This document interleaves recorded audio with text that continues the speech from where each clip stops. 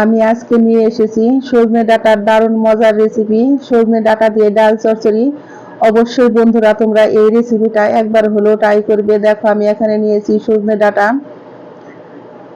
আর ডাঁটাগুলোকে আমি কেটে নিব। দেখো কড়াইতে দিয়েছি সরিষার তেল, আর এর মধ্যে দিয়েছি অর্ধেকটা তেজপাতা, একটা শুকনো লঙ্কা, আর দিয়েছি গোটা জিরে। এখন জিরেটা লাল লাল হয়ে আসার পর আমি এর মধ্যে দিয়ে দিচ্ছি পেঁয়াজ কুচি। পেঁয়াজ কুচিটা দিয়ে আমি এখন একটু ভালো করে ভেজে নিব।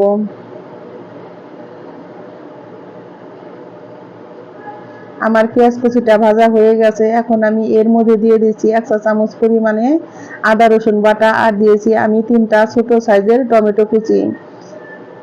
আমি এগুলোকে এখন ভালো করে আবারও লো আঁচে ভেজে নিব। অবশ্যই বন্ধুরা তোমরা এটাকে একটু এইভাবে তোমরা ভেজে রান্না করবে, আর আমি তোমাদের যেভাবে দেখাচ্ছি তোমরা যদি এইভাবে রান্না করে খাও তাহলে এটা দিয়েই তোমাদের শুধু খাওয়া হয়ে যাবে। গরমের দিনে একবার হলো তোমরা এই রেসিপিটা বন্ধুরা ট্রাই করে দেখবে, যে ভীষণই মজা।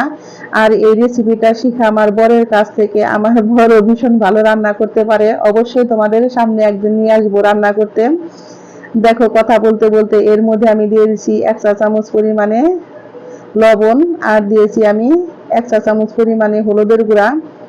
এখন দিয়ে দিব আমি 1/2 চা চামচ পরিমাণে লাল লঙ্কার গুঁড়ো, আর দিয়ে দিব আমি 1/2 চা চামচ পরিমাণে ধনিয়ার গুঁড়ো। এখন সমস্ত উপকরণ দিয়ে আমি এটাকে আবার একটু ভালো করে লো আঁচে ভেজে নিব। আর অবশ্যই বন্ধুরা তোমরা যখন এভাবে ভাজবে তখন চুলার আঁচটাকে লো করে নেবে। আর আমি দেখো অল্প পরিমাণে জল দিয়ে এখন মশলাটাকে আমি ভালো করে কষিয়ে নিচ্ছি। আমার জল দেওয়াটা বন্ধুরা স্কিপ হয়ে গেছে, অবশ্যই তোমরা একটু বন্ধু ভেবে ক্ষমা করে দিও। আমি দেখো মশলাটাকে এখন ভালো করে কষিয়ে নিব যতক্ষণ পর্যন্ত আমার তেল উঠে না আসে ততক্ষণ পর্যন্ত। আর বন্ধুরা অবশ্যই মশলাটাকে ভালো করে কষাতে হয়, ভালো করে না কষালে তাহলে মশলা থেকে মশলার কাঁচা গন্ধ বের হয়, আর খেতেও ভালো লাগে না। আমি মুসুরির ডালটাকে ধুয়ে নিয়েছি, আর এখানে নিয়েছি আমি 1 কাপ পরিমাণে মুসুরির ডাল। ডালটাকে আমি ভালো করে 3-4 বার জল পাল্টে পাল্টে ভালো করে ধুয়ে নিয়েছি। এখন এই ডালটা দিয়ে আমি ভালো করে আবারও কষিয়ে নিব। আর এখানে আজকে আমি নিয়েছি তোমার 500 গ্রাম সজনে ডাঁটা, আর তোমরা তোমাদের যতটুকু পরিমাণে লাগে ততটুকু পরিমাণে তোমরা রান্না করতে পারবে।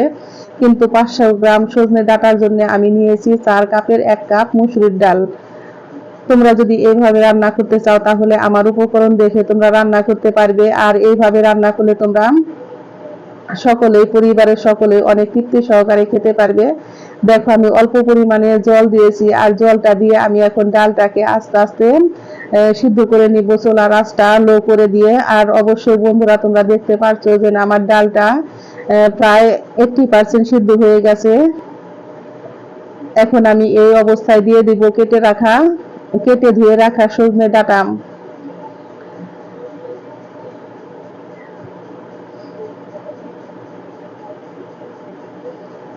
আর গরমের দিনে এই সজনে ডাঁটার রেসিপিটা একবার হলো তোমরা ট্রাই করবে। যারা আমার নতুন বন্ধু আছো তারা আমাকে একটা লাইক করবে, কমেন্ট করবে, শেয়ার করবে এবং সাবস্ক্রাইব করতে ভুলবে না।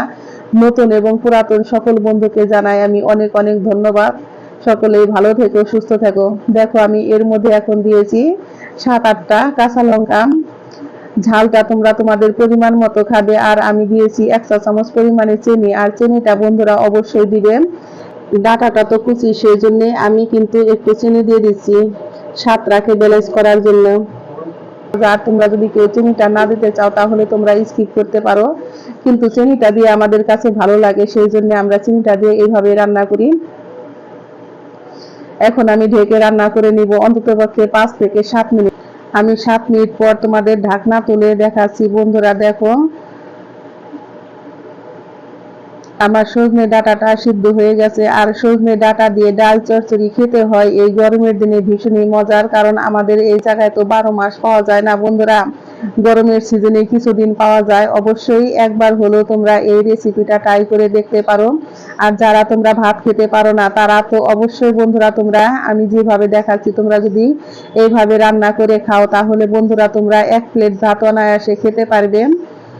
আর একবার যদি রান্না করে খাও তাহলে তোমরা বারবার রান্না করে খেতে চাইবে। পরিবারের সকলে খুব তৃপ্তি সহকারে খেতে পারবে, ছোট বড় সকলেই। আমি লবণটা দেখে নিচ্ছি ঠিক আছে কিনা। হ্যাঁ, আমার লবণটা একদম পারফেক্ট আছে, আমার লবণটা আর দিতে হয় নাই। আর তোমরা যদি কেউ একটু পাতলা করে খেতে চাও তাহলে এই অবস্থায় তোমরা নামিয়ে নিতে পারো। আমি ডালটাকে দেখো আরেকটু ঘন করে নিয়েছি। আমার ডালটা চচ্চড়ি একদম পারফেক্ট ভাবে রেডি হয়ে গেছে। আমি এখন এটাকে চুলায় থেকে নামিয়ে নিব। দেখতে পাচ্ছ বন্ধুরা, আমি কিন্তু ঝোলটা রেখেছি গা মাখা মাখা, আর এইভাবে খেতে হয় ভীষণই মজা। আমার বরের তো বাচ্চারা খুবই পছন্দ করে এইভাবে, সেই জন্য দেখো আমি এরকম ঝোলই রেখেছি। আমি এখন এটাকে চুলায় থেকে নামিয়ে নিব। আর চুলায় থেকে নামানোর পর বন্ধুরা তোমরা অবশ্যই দেখে বুঝতে পেরেছো যে এটা হয়েছে ভীষণই মজা। আমি তোমাদের একটা খেয়ে দেখাচ্ছি। স্বাদটা তো আমি তোমাদের বলে বোঝাতে পারবো না বন্ধুরা। স্বাদটা পেতে হলে অবশ্যই অবশ্যই তোমরা একবার হলেও ট্রাই করে দেখতে পারো।